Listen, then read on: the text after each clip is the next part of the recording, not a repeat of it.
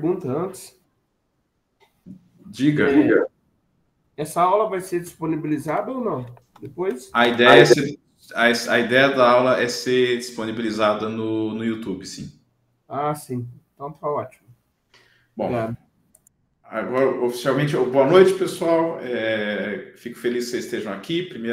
Segunda live da Aja Xadrez, minha primeira live aqui dentro do projeto. Um projeto com dois amigos meus, e não só porque são amigos, eu tenho mais amigos que apenas dois, mas porque são pessoas muito competentes nisso. Nosso projeto para jogadores ambiciosos, pessoal que realmente está a fim de evoluir, né? Está com vontade de evoluir, está querendo estudar, né? A gente quer poder dar as ferramentas necessárias, para vocês conquistarem, né, o que vocês realmente almejam, né? Bom, a ideia da live de hoje, eu quero mostrar posições de cálculo, posições que são interessantes, né, para a gente discutir, mas também tentando mostrar o porquê que o nosso curso de cálculo pode ajudar a vocês, né? A gente vai dividir esse curso em 12 horas, né? Vão ser 6 temas totalmente diferentes, cada um com um tema separado, cada um de nós vai dar 2 temas, né? O Álvaro Aranha vai dar um tema que ele adora muito, que é um tema muito interessante, que é quando calcular e quando não calcular, que é algo super importante. Eu vejo alunos meus que parecem uma metralhadora, calculam lance sem parar, né, e nunca sabe a hora de parar. Então, esse é um tema muito importante. Eu vou dar profilaxia e ciladas, que é um tema que eu gosto muito. O Diego, por exemplo, vai dar lances candidatos, exemplo que a gente vai ver aqui. Ele vai dar também visão tática. E a gente vai ter, para terminar, uma aula sobre como estudar e dicas práticas, que eu acho que é absolutamente essencial. E o Álvaro também vai dar uma aula sobre o método de eliminação e método da comparação. Tudo isso a gente vai ver aqui nos exemplos. A ideia de hoje é tentar ver posições típicas de tática ou até partidas, que esses temas estão ali no meio do caminho, que sem eles a gente teria muito mais dificuldade. Bom, essa é a primeira posição. Não sei se vocês lembram de ter visto uma muito parecida no Instagram. Só que tem um detalhezinho aqui, essa posição é um lance antes de chegar na que apareceu lá como exercício. Vocês têm alguma ideia do que as negras devem jogar aqui e por quê? A gente vai tentar entender como é que a Judite teve uma ideia brilhante, que vai levar ela a uma posição quase ganhadora em questão de 2, 3 lances.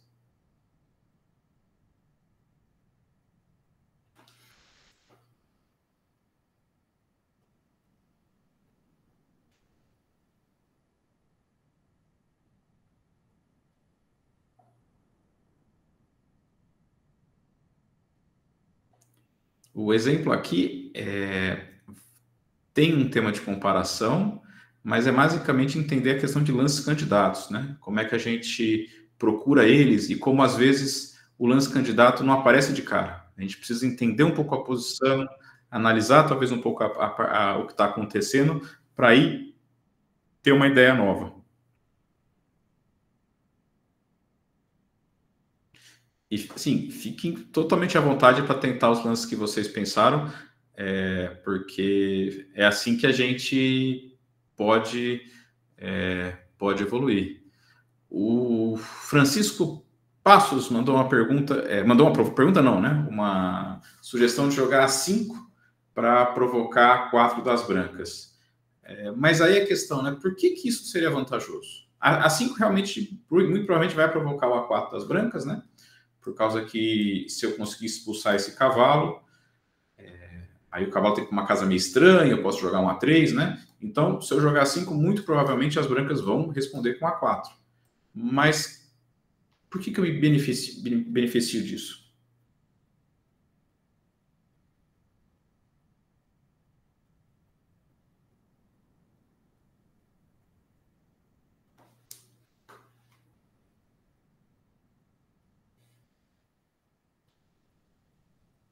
Alguém aqui lembra a resposta do nosso Instagram?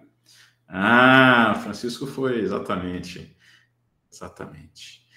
A ideia é permitir um golpe tático, né? O A5 é uma provocação, mas vamos esquecer que a gente já sabe onde a gente quer chegar, porque aí também fica fácil. Vamos pensar... essa parece uma posição normal, né? Parece de francesa, né? E aí a gente... Eu quero terminar meu desenvolvimento, mas eu também não quero jogar G6, eu não consigo tirar o bispo. Sim, não é tão óbvio o que a gente tem que fazer aqui. Mas pode surgir uma ideia tática interessante, que é um lance difícil de sequer de considerar. Mas a Judite é muito criativa nas ameaças táticas. E eu acho que em algum momento ela não pensou em A5 direto. Ela pensou no lance da B4, que é um lance ruim. Tá aqui falando que é um lance ruim. Mas a questão toda é o seguinte: esse lance tem uma dupla ameaça. Eu ameacei D4 tentando ganhar o cavalo, mas eu também ameacei capturar esse peão aproveitando essa cravata. E aí você fala, mas aqui as brancas podem só expulsar a dama negra com A3. E aí que tá, esse é o golpe que o negro gostaria de que acontecesse, porque eu posso jogar cavalo, captura E5 mesmo assim, e esse lance ganha um peão. E aí o que acontece? A gente viu o dama B4, parece que o lance mais óbvio que as brancas têm, a gente já tem um golpe para ganhar um peão. E aí nesse caso, pelo menos comigo, o sangue começa a fluir mais rápido, eu começo a ficar ansioso, porque eu sinto que eu vou ganhar essa partida. E eu vou conseguir algo, né? Vou conseguir aplicar um golpe. E nessas horas que a gente tem que tomar muito, muito cuidado. A dica é o seguinte: você viu uma ideia muito boa para vocês, é uma ideia que possivelmente vai ganhar o jogo, vocês têm que efetivamente conseguir que o adversário, se colocar na posição do adversário e se esforçarem muito para achar uma refutação da sua ideia. O que a gente não quer. Porque no fundo, a gente quer que esse dama B4 ganhe e acabe o jogo e a gente vá para casa feliz com o pontinho, né? Só que é um hábito muito importante. Se a gente se esforçar muito para achar um problema na nossa ideia e a gente não conseguir achar defeito nela, então tem uma chance boa dela funcionar. Não é um hábito fácil, porque a gente realmente está querendo acreditar. A questão é que se voltar aqui, a gente, e calcular um pouquinho mais com calma, a gente percebe que, na verdade, as negras só têm uma ameaça, que é a ameaça de jogar cavalo captura E5. Essa é uma ameaça real. Mas a ameaça de D4 não é verdade, porque se eu jogar D4, aí sim as brancas jogam A3 intermediário. E eu não vou conseguir manter a cravata. Então, tudo que as brancas precisam fazer é se defender contra a primeira ameaça, que é cavalo por E5. Por exemplo, um lance bem natural seria dama G3, ainda de olho em G7, e se está vindo A3 no próximo lance, e as negras não conseguiram nada, só pioraram a própria posição. Esse é um ponto bem interessante. Eu conheço jogadores que jogariam dama B4 mesmo assim. Falar, vai que o cara cai. Alguém de vocês seria desses? Sei lá, deixa eu tentar, vai que a pessoa cai e eu já ganho logo essa posição.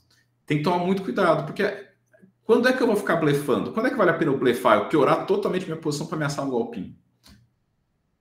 Vocês têm quando é que você acha que vale a pena?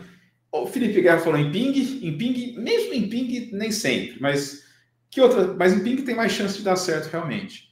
Quanto mais vale a pena a gente ameaçar um golpe, mesmo que a gente saiba que o nosso lance não é muito bom? Quando tá perdido? Quando tá perdido, exatamente. Quanto mais perdido a gente tiver, menos a gente precisa se preocupar com a qualidade dos nossos lances e mais a gente tem que tentar pensar em como a gente vai confundir o nosso adversário. E quanto melhor for a nossa posição, pior, assim, menos sentido faz a gente jogar por truques. Claro que a gente ainda vai tentar ganhar usando o cálculo. É um instrumento muito importante. Que jogadores muito posicionais, como Karpov, por exemplo, ainda assim usavam o cálculo para ganhar dos seus adversários em algumas situações que ele mesmo assim tinha vantagem. Mas piorar a posição só para ameaçar o golpinho, aí não vale a pena. Jogou A5 a Judite, mas assim, ela só faz sentido pensar nesse lance depois que você entende que o dama B4 não funciona. O Caô perguntou que está pensando em jogar H5 e mais funcional do rei. Esse lance H5 é um lance que estrategicamente faz muito sentido, é um lance comum nessas posições. Você expulsa a dama, depois mais para frente você joga um G6, controla a ruptura F5 e consegue desenvolver esse bispo. Estrategicamente faz todo sentido. O problema é que você deixaria de aproveitar uma oportunidade tática que basicamente ganha um peão, ou consegue uma posição muito vantajosa, que é o A5. As brancas não estão forçadas a jogarem A4, mas se não jogarem A4, estão numa posição bastante difícil. O jogador de brancas, grande mestre, provavelmente jogou A4 de maneira quase automática. E só depois de dama B4 é que ele deve ter percebido, aconteceu alguma coisa errada aqui.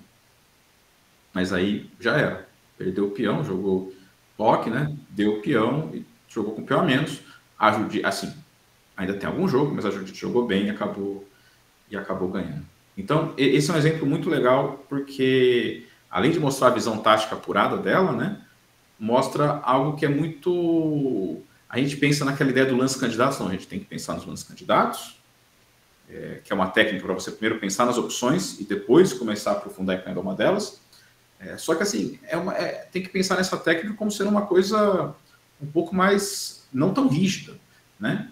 O Kotov era muito o cara que inventou esse conceito de lance candidatos, escreveu um livro a respeito, que é o grande mestre soviético Kotov, né? Ele escreveu um livro Pense como um Grande Mestre. Ele fala, você pensa nos candidatos e é isso, acabou. Agora calcula cada um, depois resolve.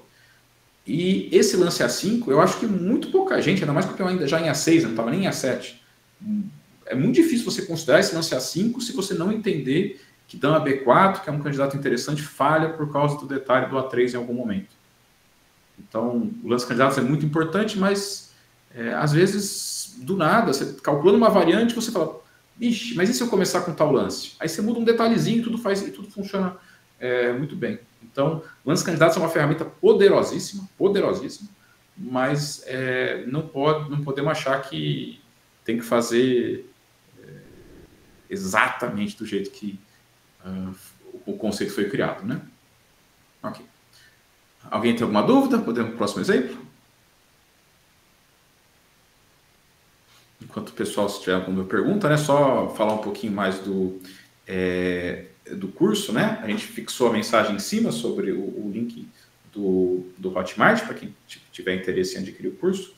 2 pontos que eu acho que é importante falar. Primeiro que é um curso com vagas limitadas por uma razão muito simples, que tanto eu, o Álvaro, como o Diego, a gente queria poder responder aos questionamentos, assim, às dúvidas. Então, assim, a gente vai criar um grupo no WhatsApp, que vai funcionar antes, até algum tempo depois, tentando responder todas as dúvidas. E nós estamos em 3. Mas ainda assim, a gente pensou, mesmo em 3, se tiver muita gente inscrita e o pessoal começar a disparar perguntas infinitamente, a gente vai cair a qualidade do que a gente pode oferecer. E a ideia toda é a gente poder oferecer respostas como se fosse aula particular mesmo, né? São perguntas bem específicas. Eu estou estudando tal livro, não sei o quê, é bom, não é bom? É esse tipo de coisa que a gente quer tentar oferecer e que se tiver uma quantidade muito grande, simplesmente não tem como, cairia muito a qualidade, né? E o outro ponto é que quem se inscrever nesse fim de semana também vai ganhar de bônus um artigo escrito um curso, né, escrito pelo mestre FIDE Álvaro Aranha, sobre preparações para partidas decisivas, né? Como lidar com esse tipo de situação, que também é uma situação muito... Quem já passou por isso sabe que os nervos ficam à flor da pele e não é nada fácil. Bom, nenhuma pergunta? Vamos para o próximo exemplo.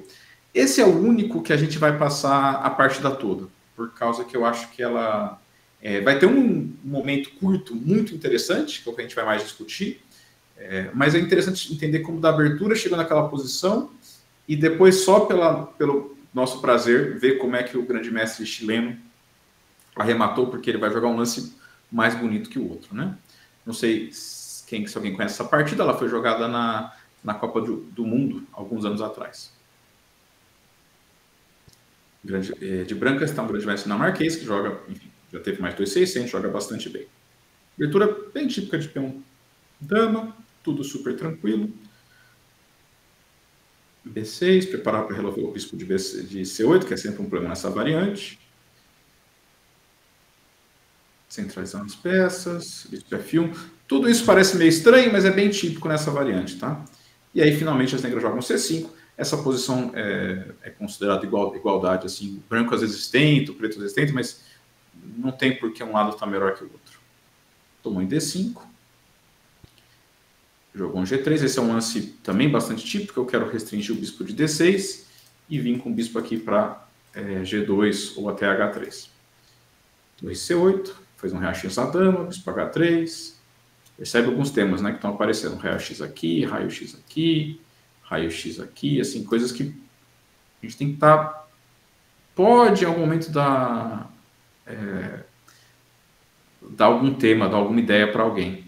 Uma dica que eu acho bem legal, principalmente, é como o adversário está pensando. Né? A vez do adversário é a minha vez. O que eu penso da minha vida? Eu fico caminhando, andando para o lado, eu vou, sei lá, comprar uma coxinha, ou eu fico calculando enlouquecidamente as variantes.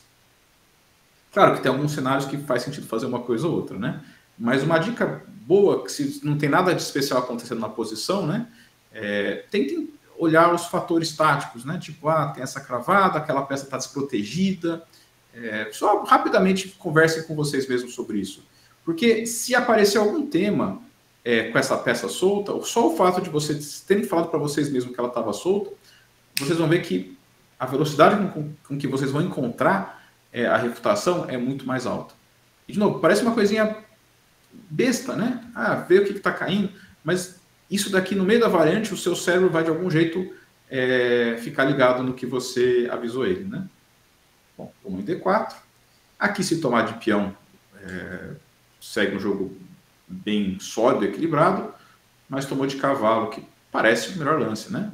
Isola o peão de D5, retoma de cavalo, que é uma boa peça bloqueadora, mas a partir daqui o grande mestre nunca joga com muita energia.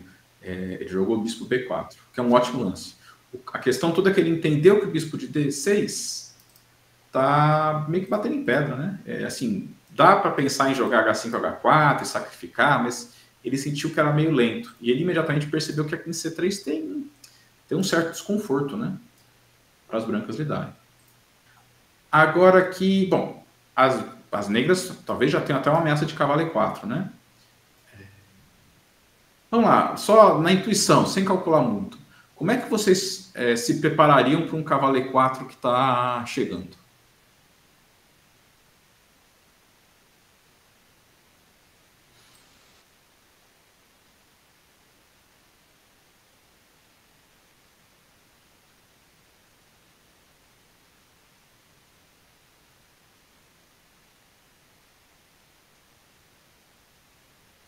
Torre C1, ok, torre C1 que faz sentido, né? Já botando mais uma defesa aqui em C3.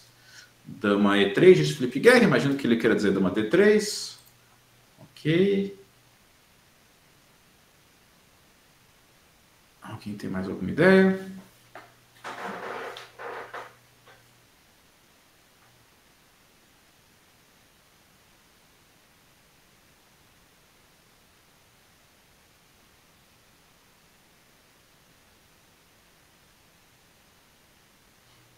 Algum outro candidato? Vamos tentar achar o que mais a gente poderia fazer para lidar com... Assim, cavalo E4 é uma ameaça dura. Se chegar esse lance, possivelmente, se fosse vez das pretas e vier cavalo E4, talvez as negras sejam até ganhas. Então o branco tem que fazer algo. Cauã Vivaldo, abraço pro Cauã, sugeriu dama D3, Eric Baconi F3. F3 é o famoso cortar o mal pela raiz, né? Não vem cavalo E4. Simples assim. Ok, curiosamente ninguém... Cavalo E3, Marcelo. Cavalo E3, talvez cavalo E2, você queira dizer?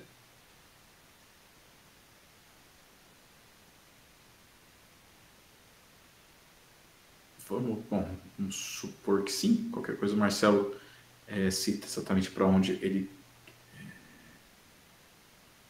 Isso, cavalo de D2. Ok. Vamos lá. Bispo G2 e bispo F5. Tudo para ficar de olho em E4. Aqui é uma posição bem tensa. Por causa que, por exemplo, dama D3 já está meio que indo na cara de algo como cavalo E5 ou cavalo C5.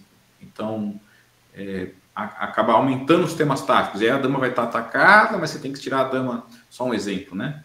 Dama D3, eu venho com o cavalo, aí se você tirar a dama para D2, já vem cavalo E4. Taticamente é uma posição muito, muito desagradável.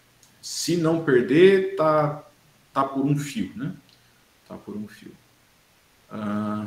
Vânia vai sugerir o cavalo F5. Basicamente ok, você me ataca, mas eu te ataco também, né? Cavalo F5 é um candidato interessante, mas aí teria que ver qual que seria a ideia se eu só, por exemplo, reforçasse a ameaça em C3. É uma ideia, mas teria que... É o famoso lance assim, que você quer colocar o cavalo em F5, né? O cavalo em F5 está muito bem posicionado, mas você não pode jogar esse cavalo sem antes ter para você uma resposta. Tá, mas o que eu faço se ele ameaçar C3, né? O melhor lance da posição, tá? É o lance que o Anderson falou e que o Eric também falou, que é o lance F3. E realmente, é um lance que vem... Não é um lance feliz, tá? As brancas não estão exatamente felizes aqui. Mas é que o cavalo E4 é tão forte que você se vê forçado a enfraquecer um pouco E3 e G3. Pelo menos o bispo já não está mais olhando G3, então tudo bem. E a torre defende bem o peão de G3, que, se vocês observarem, não é facilmente atacado por peças menores. Então, a torre de 1 segura bem. O jogo estaria completamente aberto. Qualquer um dos dois jogadores poderia ganhar, mas era a ideia correta. O grande mestre dinamarquês jogou um lance que é super natural, mas aqui não é muito bom, que é o lance cavalo de D2. Por quê? Isso é o que eu chamaria de uma profilaxia torta, porque você resolveu muito bem o problema do C3, né? Estou mais uma peça defendendo o C3. Mas vamos tentar falar sobre pontos negativos. O que vocês veem? Bom, tem um ponto obviamente positivo que defende C3, mas vocês conseguem achar que pontos negativos, lance, e não precisa falar em lance específico, variantes, mas questões táticas, conceituais.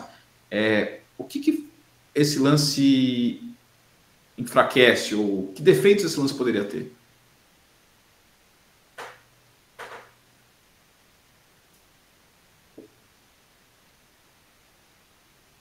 Opa, diagonal do bispo de B7. Basicamente o que o Felipe está falando é que esse peão de D5 não está mais bloqueado. Ninzovic falava, o peão... Agora não lembro se ele fala do peão passado, eu acho que é do peão passado, mas aqui pode ser feito a mesma coisa sobre o peão isolado. O Ninzovic falava que o peão passado deve ser tratado como um prisioneiro e acorrentado a 7 chaves. Basicamente para evitar que do nada o peão, o tal do prisioneiro, fuja, né? Isso, o Gabriel falou o mesmo ponto, que pode ter um D4 e esse bispo de B7 pode se tornar muito poderoso. Esse é um fator importante, tá? Alguém consegue achar um outro possível problema de cavalo D2?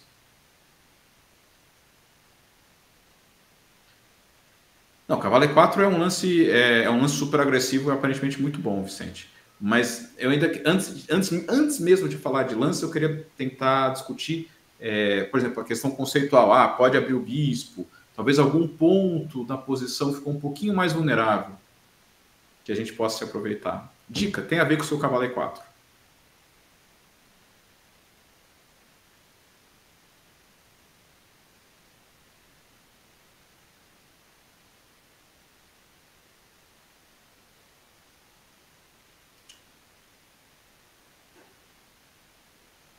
Às vezes a gente ouve algumas dicas e que, assim, são dicas boas, são dicas...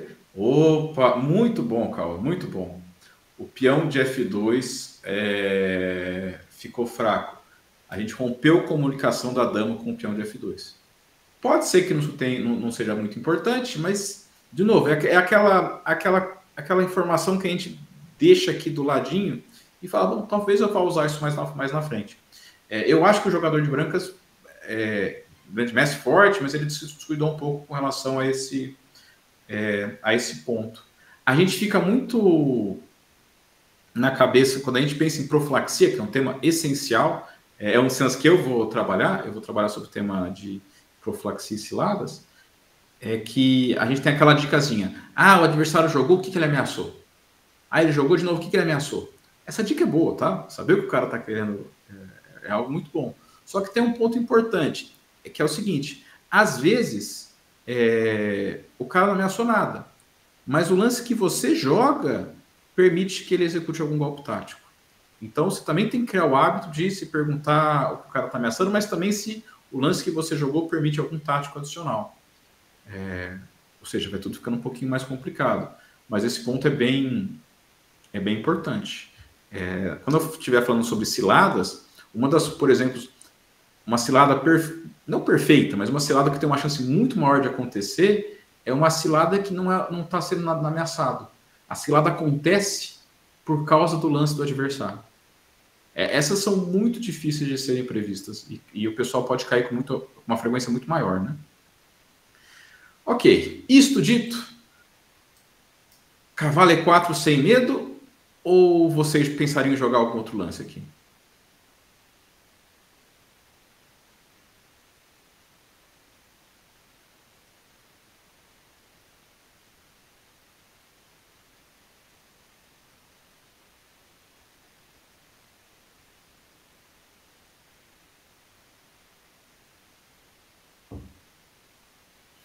Tem pelo menos mais um lance, vamos dizer assim, um candidato agressivo para a gente considerar aqui. Um ou dois.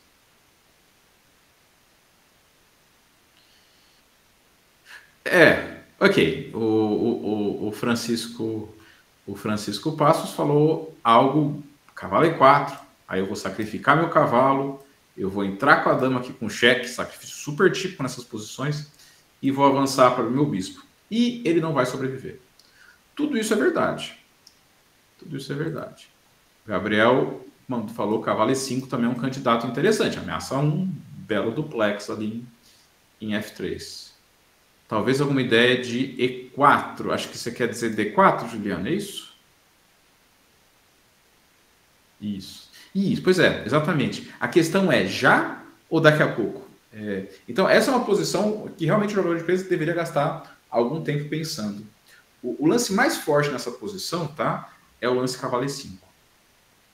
Que não é um lance... Sim, você olha cavalo E5, você pensa, tá, mas e daí, né? Eu posso, voltar o cavalo, mas aí se você voltar o cavalo, aí cavalo E4 volta a ser um problema. Então eu vou voltar bispo G2 para defender aqui, né?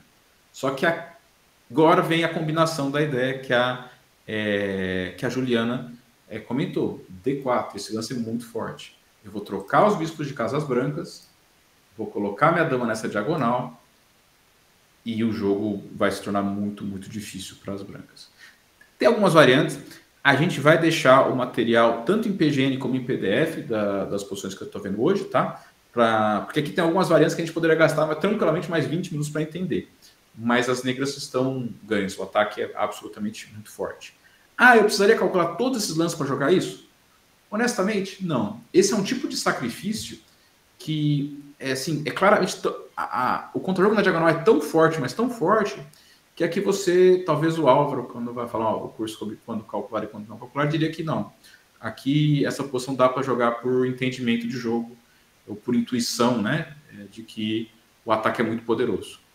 Tá? Então, esse seria muito bom. Mas, o Salinas, Pablo Salinas, que é um grande mestre muito agressivo, ele não resistiu e jogou cavalo E4.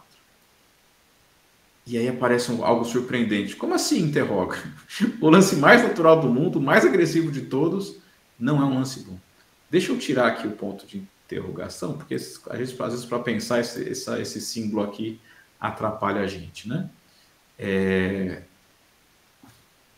Por que será que esse lance é ruim? As negras têm uma ameaça muito clara. Cavalo captura F2.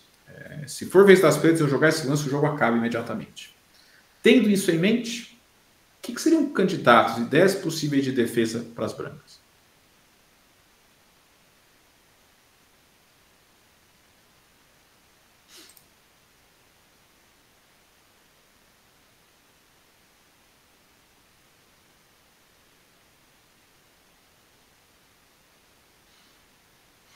Francisco Passos, torre F1. Esse é um lance que faz sentido, porque eu super protejo o ponto F2, um lance bem nisovidiano. E eu, pelo menos, eu diminuo um pouco a cravada. Né? O cavalo de C3 está duplamente cravado, mas eu dou uma diminuidinha na cravada do cavalo de C3. Ok, torre F1 é um candidato. Mas, de novo, o torre F1 é aquele candidato que a gente pensa nele com um pouquinho de tristeza, né? Você não quer voltar, né? Você está numa posição sob pressão, você joga um lance passivo, o cara talvez aí venha com outro cavalo para E5, começa a vir muita peça martelando na nossa cabeça e é perigoso a gente não conseguir resistir. Torre F1 é aquele lance que você coloca no bolso e você só volta nele se realmente não tiver alternativa. Mas tem alternativa? O Felipe Guerra falou cavalo por D5. Esse é um golpe que precisa ser calculado. Pode ser que funcione. O problema de bispo por D5, Felipe, é que eu acho que eu só, em vez de eu capturar só a dama, eu posso simplesmente retomar, né? Bispo captura cavalo. E aí a sua dama está ameaçada e as negras ganham uma peça, né?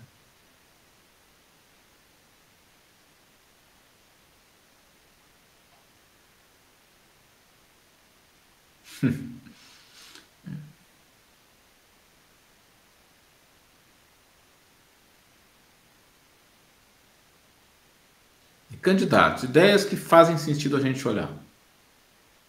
De novo, se não tiver nenhuma ideia, a gente bota o rabinho entre as pernas e joga a torre F1. Mas será que não tem? Torre D3, mesma ideia, né? Agora, em vez de super proteger F2, vai super proteger E3. Faz sentido.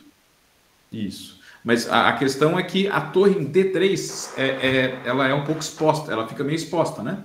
Então eu posso ter algo como cavalo C5 ou bispo A6, que são lances que preocupam, principalmente cavalo C5, né? Que bispo A6, aí talvez o golpe de cavalo por D5 que o Felipe estava comentando pode ser que funcione. Mas cavalo de DC5 parece muito forte. Curiosamente, ninguém comentou o lance que foi jogado pelo grande mestre, que não é um bom lance, ele vai ficar perdido depois disso. E tem uma outra opção. Vamos ver torre F1, porque a princípio a gente não achou nada no lugar, né? Então, por exemplo, torre F1, aí vem cavalo G5. A ideia desse lance é que eu quero tocar o bispo de H3 antes para poder me descravar, né? Aí o cara volta e a gente vai para o outro cavalo E5. Todo mundo chegando. Esse cheque em F3 é muito forte. E aí, se por exemplo, F4, cavalo G4. Não tem muito o que fazer. Perdido por perdido, toma o cavalo. Cavalo por E3. Dama D3. Eu quis chegar até essa posição por causa que aqui tem um lance, na minha opinião, muito bonito. Porque a gente pensaria em capturar uma das torres, né? Mas muito mais forte é capturar o bispo que defende o rei e depois avançar o peão de D, um cheque, além de recuperar boa parte do material, com um ataque muito forte.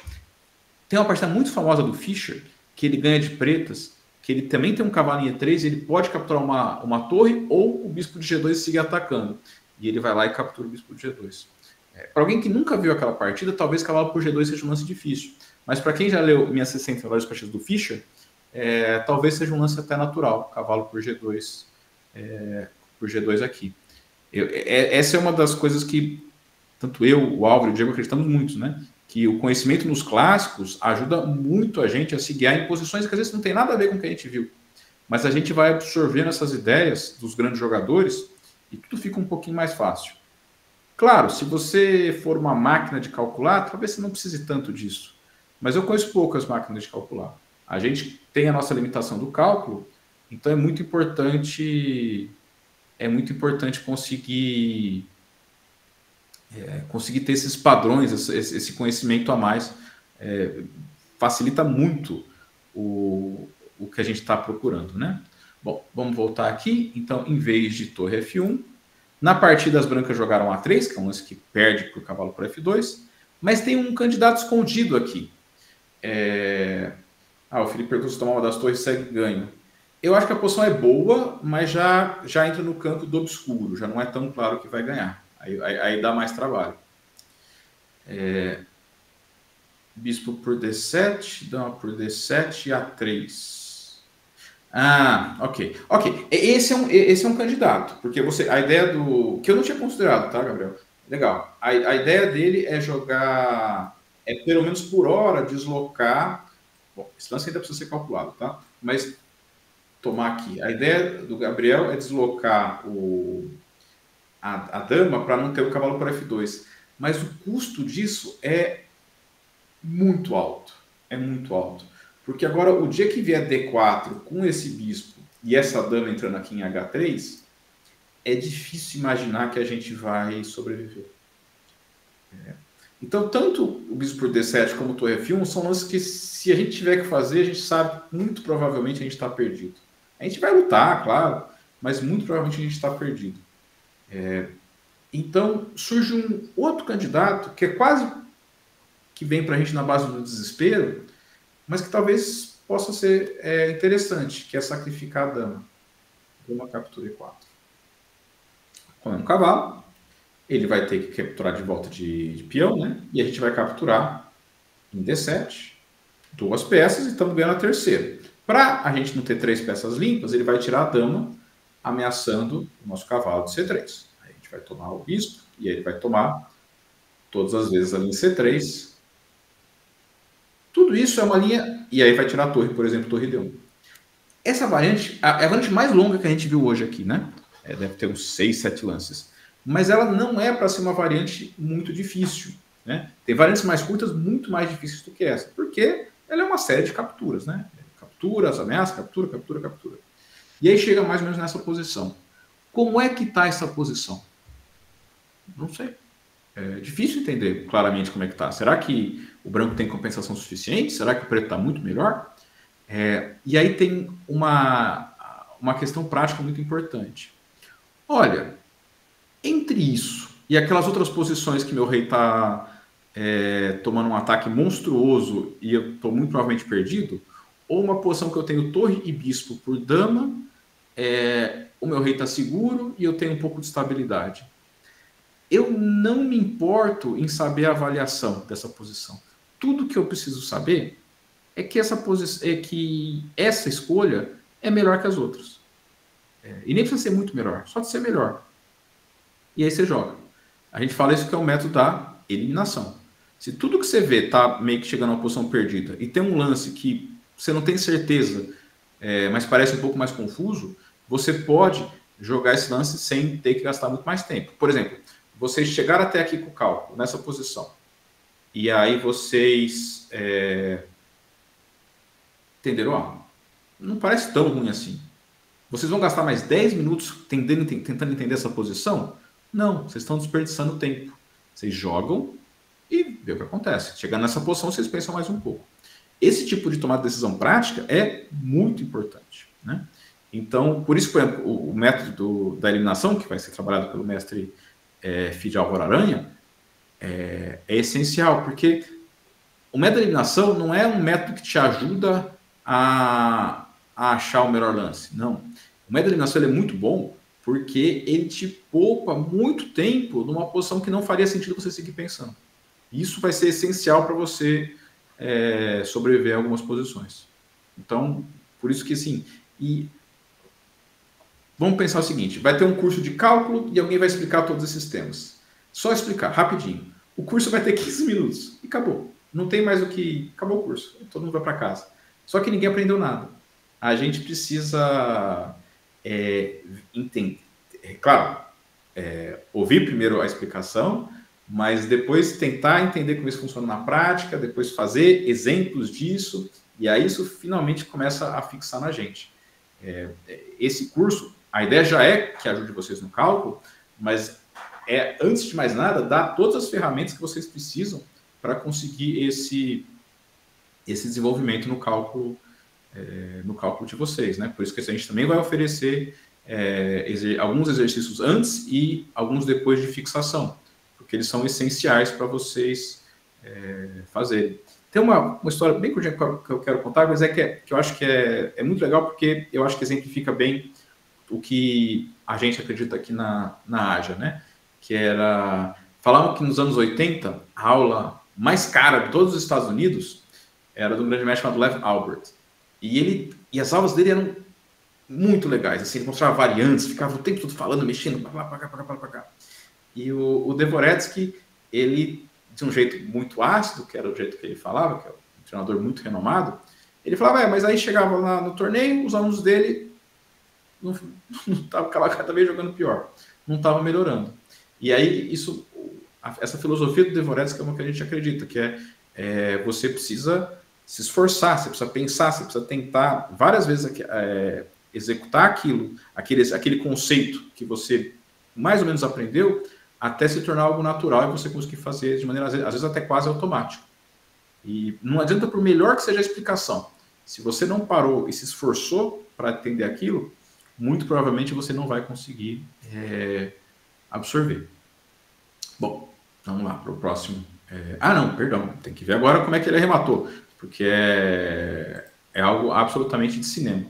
Na partida foi jogado A3, que é difícil explicar, na verdade. Eu acho que talvez ele simplesmente esqueceu que a dama de C2 não controla mais F2.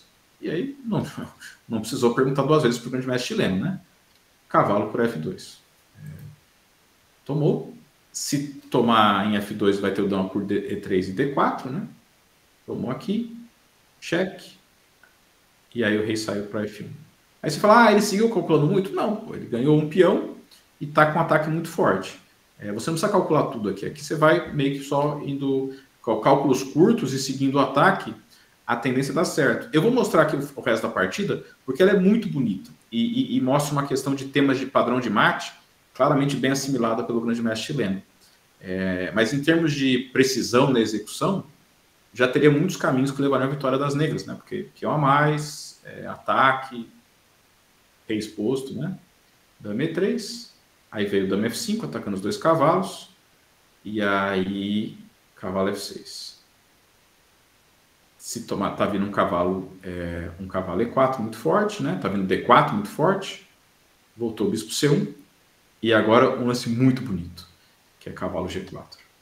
Olha só que legal. Se dama captura cavalo, dama F2 checkmate. Se bispo captura dama, cavalo por bispo checkmate. Olha que padrão bonito. Quantas vezes eu já dei esse mate na minha vida? 0. Mas ainda vou dar um dia. Esse realmente é daqueles que é muito bonito, né?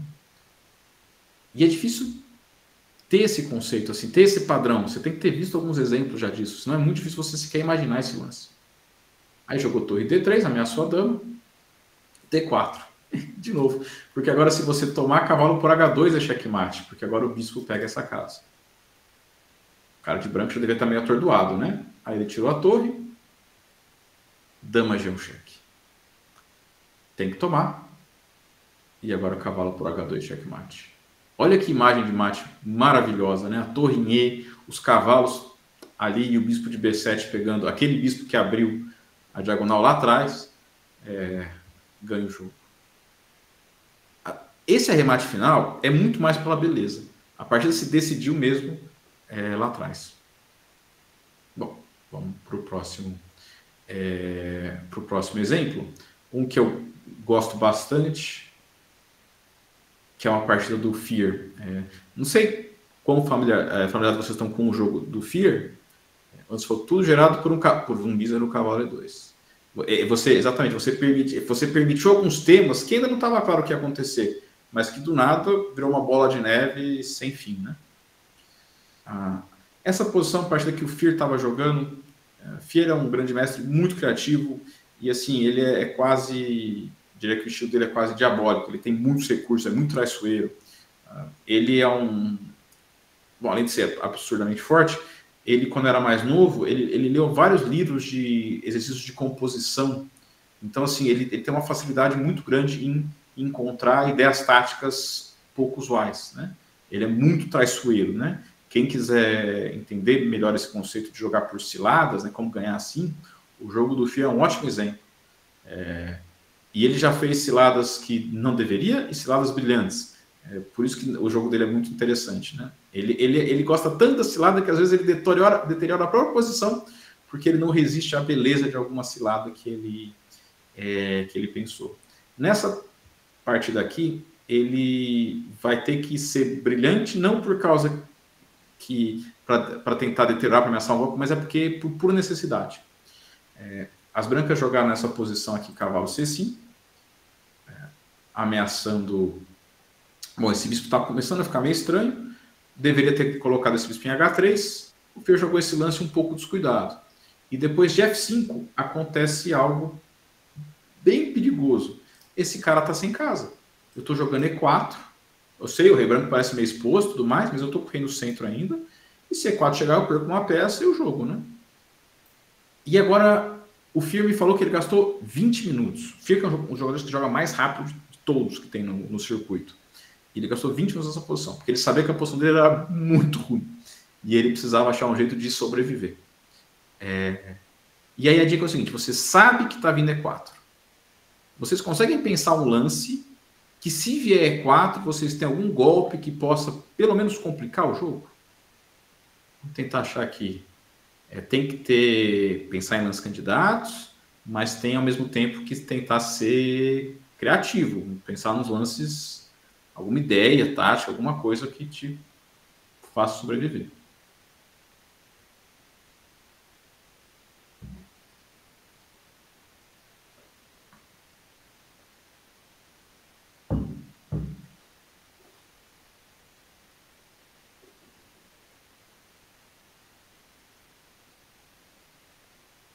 Tudo serve, desde que não seja abandono. Então, assim, qualquer ideia para tentar manter o jogo de algum jeito. Porque é muito fácil nessa posição a gente desanimar, colapsar, perder fácil a peça e acabou, tem que abandonar. Mas você conseguir, de alguma maneira, colocar problema, algum tipo de...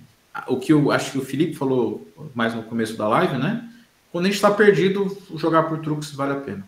Curiosamente, o truque que ele achou coincide com o melhor lance da posição. Alguém quer tentar?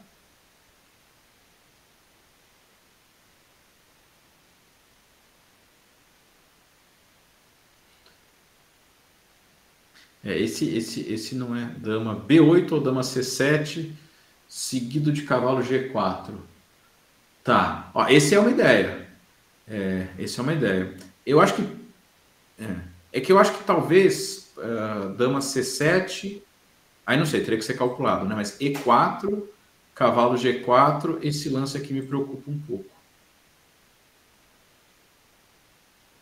E aí esse bispo D6, eu já tomo o bispo e a dama defende o bispo de F4.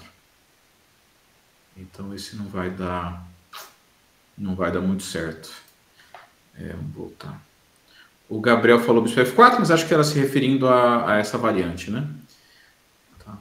Olha que lance, assim, é um lance que é difícil sequer conceber. Mas o Fier pensou nesse lance aqui, ó, dama D8. E você fala, tá, mas o que ele tá querendo da vida dele? Mas ele tinha uma ideia extremamente profunda. A ideia é que se vier E4, e o cara de brancas veio, ele quer fazer uso desse carinha aqui meio desprotegido. E aí ele chegou e ele achou esse outro lance, ó. A ideia toda é que se a dama sair de D4, C5 vai com cheque. E agora o jogo, do nada, ficou confuso. Objetivamente, as brancas estão ganhas? Estão ganhas. Mas tem que achar alguns lances precisos e você tem que colocar a cabeça no lugar. Uma coisa muito importante quando você cai numa cilada, você percebe que teve um lance que você não viu, é conseguir respirar fundo, levantar, jogar uma água no rosto, qualquer coisa, pegar um cafezinho. Porque existe uma chance de a gente se desestabilizar completamente. E aí é um Deus acuda, porque você perde a concentração, você quer fazer lance rápido demais e acaba deixando o jogo escapar. O Fier ficou perdido por mais alguns lances até, mas assim, foram várias pequenas imprecisões do jogador de brancas, até que eventualmente o Fier consegue igualar e depois vai ganhar um final. Mas assim, depois quando ele igualou, ele ganhou fácil. Por quê? Porque o cara de brancas fica meio desnorteado, né? Com uma ideia dessa. Então, assim, um ponto que eu acho que é legal citar, que eu vou falar bastante no curso, é que a cilada... Por que eu vou dar... Quem que dá cilada e profilaxia junto, né? Mas para mim, cilada e profilaxia são coisas muito ligadas, né? O jogador profilático, ele precisa estar muito ligado nas ciladas do adversário. E o jogador que gosta de ciladas só vai ser um bom jogador de cilada se ele for realmente entender a profilaxia do adversário, entender o que está acontecendo, o que o cara quer, né? Você entender aqui que é 4 e ameaça, entender tudo isso, você só consegue criar cilada depois de entender claramente o que o cara está querendo, o que o adversário está querendo fazer. Eu acho isso muito, muito interessante, esse contraste, né? Uma vez eu vi num livro de tática que o ataque descoberto é o inverso da cravada. Falei, como assim? Você começa a pensar, o ataque descoberto é o inverso da cravada. Só que eu nunca parei para pensar, eu já era grande mestre quando eu li essa frase, e eu falei, pô, é sensacional. Agora, toda vez que eu tenho uma peça cravada, eu começo a considerar mais a opção de um ataque descoberto. Essa simples frase me fez ficar mais alerta com relação a alguns temas que eu posso ter para mim. Ok. Vamos agora, tem mais 2 exemplos que eu selecionei, que vai estar no material, vai ser só acessar, mas eu queria agora discutir o exercício. Quem viu, eu postei ontem sobre essa posição. Aqui é o primeiro caso, que é um caso típico jogo e ganho. As outras posições tinham mais elementos que eu queria discutir, como chegou. Esse talvez esteja mais dentro do tema de cálculo puro, como a gente conhece, né? Vai ter a questão de lança-candidatos, que eu acho que é bem interessante, e de uma trava psicológica que eu tive no meu cálculo, que não permitiu que eu achasse o ganho na partida, que me poderia, assim, eu teria achado um belíssimo ganho, e eu não achei e quase perdi essa partida. Então, assim, foi bem triste para mim, né? Alguém conseguiu pensar antes já numa ideia e queria falar? Alguém quer pensar um pouquinho agora? Como é que vocês veem essa posição?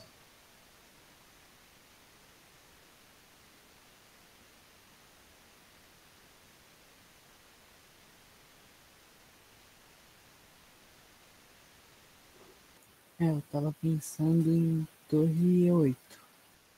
Torre 8, falou o Felipe, o Gabriel falou G5. Tá, então vamos por parte de cada um. Gabriel, se G5 eu, por exemplo, simplesmente capturar, H toma G, você quer seguir talvez H6, é isso? Isso.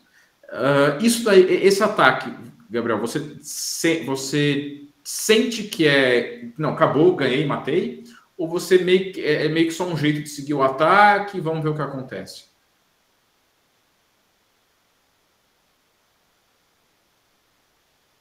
Porque é claramente promissor, né? Eu vou estourar tudo ali e ver o que acontece. Exato, assim, não é um arremate. Você tá meio assim, é o famoso assim, se você não encontrar nada melhor, nada que acabe o jogo agora, esse é um bom jeito de seguir atacando.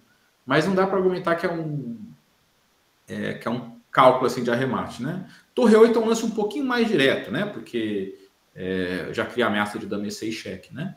Mas, por exemplo, Torre 8, se capturar a dama captura, e aí vai cair material com certeza, né? Então a questão do Torre 8 e se eu defender com dama D6? Torre 8 é o lance correto, tá, gente? Mas, e esse lance eu não joguei, tá? Mas eu considerei na partida. Eu não joguei porque eu achava que eu não via um jeito claro de seguir depois de dama D6. Eu falava, na verdade eu até vi um pouquinho mais, mas eu parei um lance antes. Como é que o branco pode tentar seguir aqui?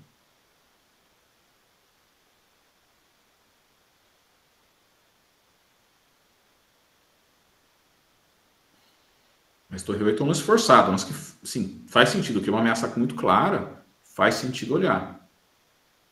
Dama cheque em E6, disse o Cauã. Eu olhei esse lance, Cauã, mas, bom, claramente depois de dama E6 eu preciso capturar dama por dama. E depois eu faço o quê?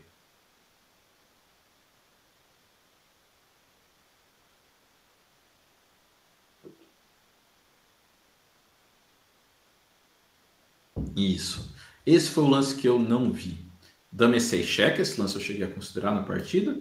Só que depois de dama tomar dama, se eu tomar aqui de peão, ele captura a minha torre. E se eu capturar de torre, ele não só pode ganhar qualidade, como ele pode fazer qualquer outra coisa e não ganhar nada. Só que o ponto todo é que eu tomo aqui. E aí essa imagem, e assim, é um bloqueio. Eu já percebi que sacrifício de dama é uma coisa que para mim é difícil. Talvez porque eu tenha feito pouco exercício disso quando eu era mais novo, não sei. A ideia de deixar a dama dando soco e não capturar é uma trava psicológica mesmo. Porque se eu tivesse considerado torre captura D8 por meio segundo, ou que seja 5 ou 10 segundos, eu teria visto um lance muito bom. Porque você vai ver que não tem realmente o que fazer. Eu estou ameaçando torre por F8, seguinte torre H8 mate. Se você defender tanto aqui como aqui, talvez seja até melhor, eu nem tomo a dama. Eu capturo o cavalo primeiro, e depois eu capturo lá, e eu vou entrar no final com uma peça a mais. Dama F7, mesma coisa. E você não tem tempo, né? Não tem cheque em E4, que seria um contra-jogo, e tomar o cavalo leva torre por F8 e torre H8 checkmate. Então, esse é um daqueles casos que você... É um daqueles casos que você consegue, com a imagem do mate, você vai achando algumas coisas. Mas você tem que considerar o lance, você tem que considerar a ideia. Se você considerar, às vezes, por um segundo a ideia, é o suficiente para você se convencer que o lance é bom. Mas se você simplesmente não considerar, não funciona. Meio que para acabar a live de hoje, um dos temas que eu acho que é muito importante a gente vai discutir no curso, porque eu realmente acredito que isso é muito importante, é a questão de entender os nossos possíveis erros de cálculo. Por exemplo, eu posso ter errado meu cálculo porque eu não consegui avaliar a posição resultante. Eu posso não ter conseguido, eu avaliei corretamente, mas eu deixei de ver um lance. Nesse caso, não, eu simplesmente não considerei um lance. E assim, todos os possíveis erros de cálculo que a gente tem uma receita diferente. Eu tenho muitas maneiras de errar meu cálculo, mas dependendo da maneira que eu erro, eu devo estudar de certa maneira. Por isso que é legal essa questão, voltando a falar do curso, está fixado ali para quem tiver interesse, por isso que a gente está limitando as vagas, porque a gente quer poder responder o mate, exatamente. Estudar o mate árabe ajudaria, com certeza, né? Que esse tema bonito do cavalo, é o nome desse mate.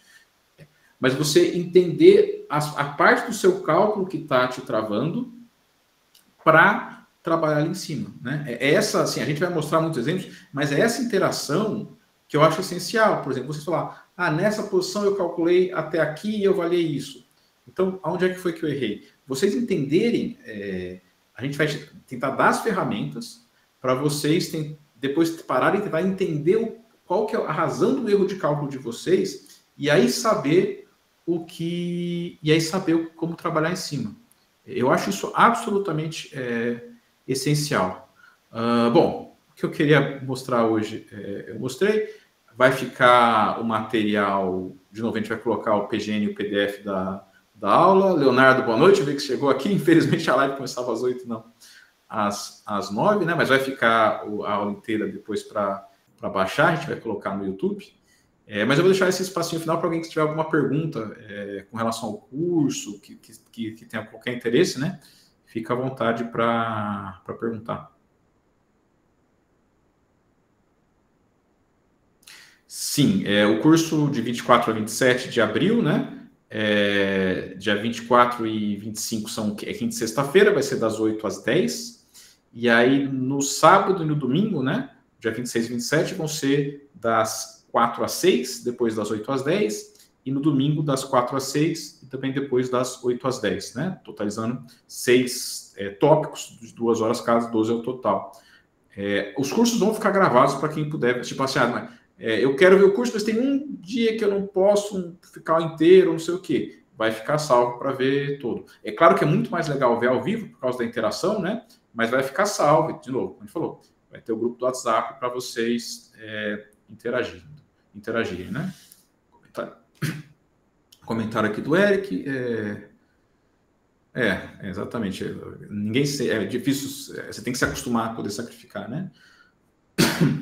Algum nível mínimo, não abstrato para convidar. Os amiguinhos estão todos convidados, acho que vamos se esforçar ao máximo para ajudar amiguinhos e só colegas nesse curso. A ideia realmente é tentar ir numa direção que abrange o maior número de assim, não tem um nível mínimo. É claro que a gente pensou em algo até um nível de específico, intermediário, um pouco avançado, um pouco... Mas, assim, é para abranger bastante, porque, de novo, a ideia é discutir a técnica. E a técnica que o 1400, 2400 e 2800 usa é a mesma, né? A diferença é só o hardware, né? O poder ali, né? De cálculo. O Calci também usa essas técnicas. Não tem o Calci tem uma técnica diferenciada. Não, é que ele é meio que genial, calcula muito rápido, mas ele usa essas técnicas que a gente vai discutir. E o jogador de 1400 também pode usar essas técnicas, deve usar essas técnicas para tentar evoluir. Acho que isso é muito importante. Isso, 4 horas com 4 instrutores. Uma das coisas que é legal é que nós somos pessoas, apesar de ter uma base relativamente parecida, a gente é diferente, tem estilos diferentes, maneiras um pouco diferentes de ver xadrez. Então a gente dividiu da maneira que fizesse mais sentido cada um trabalhar os temas, né? Tanto que nem deu muita briga, né? A gente está lá, os temas que a gente quer conversar, quem vai dar o quê? E aí não deu briga, porque cada um claramente queria mais, se sentia mais à vontade, falando, esse tema eu acho que eu posso contribuir e eu confio que eu vou fazer um bom material sobre isso. Vai ter o próprio curso em si, que vai ficar gravado, né? A Vânia perguntou. Vão ter alguns exercícios antes de alguns dos temas, para já ficar pensando a respeito e discutir em aula, e vão ter depois exercícios de fixação. Sim, claro que vocês depois vai ter para o próprio grupo do WhatsApp, vocês vão poder mandar as respostas para saber como é que vocês se saíram, ou dadas as suas respostas, para que caminho vocês devem ir. E uma coisa que eu acho que é muito legal é que o mundo do xadrez não começou hoje, né? Tem muita coisa boa por aí. Então, uma coisa que a gente vai fazer, e somos nós 3 fanáticos por leitura de livros, é tentar recomendar livros ou cursos que também façam sentido e possam ajudar. Tem muita coisa boa por aí já no mercado também. É isso. Mais alguma pergunta, meu povo? Bom, de qualquer forma, quero dizer que eu fiquei bastante feliz, teve bastante gente aqui, acho que teve uma interação legal. Quem ficou um pouquinho mais tímido, espero que tenha conseguido pensar de qualquer maneira e aproveitado, né? Nem sempre as pessoas se sentem à vontade em falar, mas se você tentou, pensou e depois fez sentido da resposta, alguma coisa foi aprendida. Quem tiver mais interesse sobre o curso, manda mensagem no Instagram ou manda e-mail, que a gente vai tentar, da maneira que der, responder as dúvidas de vocês. É isso, pessoal. Valeu. Deixa eu conseguir entender aqui aonde é que eu paro a gravação. Achei aqui. É isso, pessoal. Valeu. Boa noite. E, Boa enfim, noite. se possível, dê uma olhada no curso que a gente vai fazer com todo carinho para vocês. Tchau, tchau.